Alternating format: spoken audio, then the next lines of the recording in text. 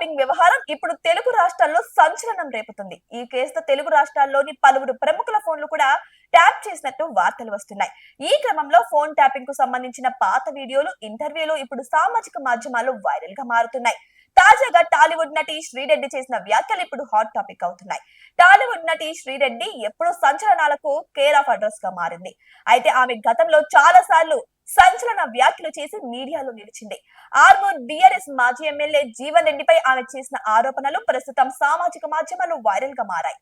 ప్రస్తుతం నెట్టింట ఎక్కడ చూసిన ఫోన్ ట్యాపింగ్ కు సంబంధించి పాత వీడియోలు, ఇంటర్వ్యూలు బయట వైరల్ అవుతున్నాయి.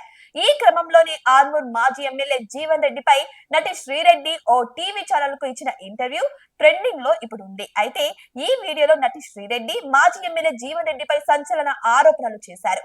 జీవన్ రెడ్డి ఒక ఫ్రాడ్, నన్ను వేధించాడు, తన వెనుక చాలా మంది ఉన్నారు, అమ్మాయిలను ఎప్పుడు పార్క్ హయాత్ హోటల్ కు రావాలని ఇన్వైట్ చేస్తాడు, వెళ్లి కలిశాను, నేను స్లీపింగ్ ప్రొడ్యూసర్ అని చెప్పాడు, సినిమాల్లో బ్లాక్ మనీ పెడతాం, టాలీవుడ్ పెద్ద పెద్ద హీరోలంతా మేం చెప్పింది చేయాల్సి ఉంటుంది, మేం అధికారంలో ఉన్నాం కాబట్టి చేయాల్సిందే అని శ్రీరెడ్డి సంచలన ఆరోపణలు చేశారు. అయితే ఈ రోజు తాను కంఫర్ట్ గా లేనని, ఆయనను గుడ్డిగా నమ్మి పడుకోలేను కాబట్టి టైం అడిగానని శ్రీరెడ్డి చెప్పుకొచ్చారు. తమ ఫ్రెండ్స్ కూడా వెళ్లారని పేర్కొంది శ్రీరెడ్డి.